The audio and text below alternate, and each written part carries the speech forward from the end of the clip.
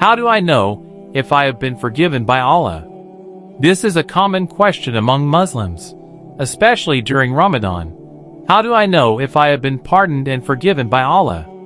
The very fact that you ask this question is a reflection of faith in your heart. The Prophet Muhammad, peace be upon him, said, "When your good deeds make you happy and your bad actions make you sad, then that is a sign of a believer." If you feel a sincere concern about whether Allah has forgiven you, that in itself is a positive sign of your faith. In the Quran and Sunnah, two key terms are often mentioned regarding forgiveness: istighfar and tawbah. Many assume they mean the same, but there is a difference.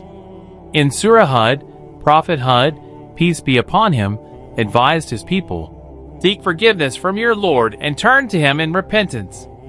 Istighfar means asking Allah to forgive past sins, while tawbah is a commitment to avoid repeating them. When both are combined, it is a true sign of Allah's mercy and acceptance. But what should true istighfar and tawbah look like? Is it just saying, "I'm sorry," with words, or is it something deeper? True repentance is more than a verbal apology. It requires sincerity and a change of heart. In Surah At-Tawbah, Allah describes the story of three companions of the Prophet, peace be upon him, who failed to join an important campaign. Their repentance was not accepted immediately. Instead, they felt immense guilt and distress.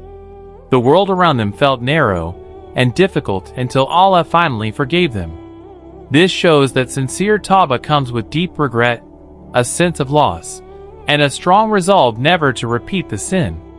Unlike human forgiveness, which may come with conditions or grudges, Allah's mercy is absolute. When we seek forgiveness from people, they might hesitate, remind us of our mistakes, or remain distant even after forgiving us. But Allah's forgiveness is different. In a Hadith Qudsi, Allah says, "O my servant, I will forgive you, and it does not matter to me." Not only does He forgive, but He also removes the effects of the sin, making the repentant person beloved to Him. Allah is Al-Wadud, the most loving, and He loves those who sincerely repent. A man once approached the Prophet, peace be upon him, feeling overwhelmed by his sins. With pain in his voice, he said, "My sins are great." The Prophet, peace be upon him, instructed him to say, "O Allah, your mercy is greater than my sins, and I am more hopeful in your forgiveness than my good deeds." After repeating this, the Prophet assured him, "You have been forgiven." This shows that Allah's mercy is far greater than any sin we can commit, as long as we turn to Him with sincerity.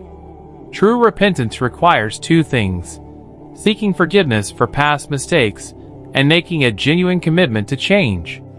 Many people only ask for forgiveness, but make no effort to avoid sin in the future.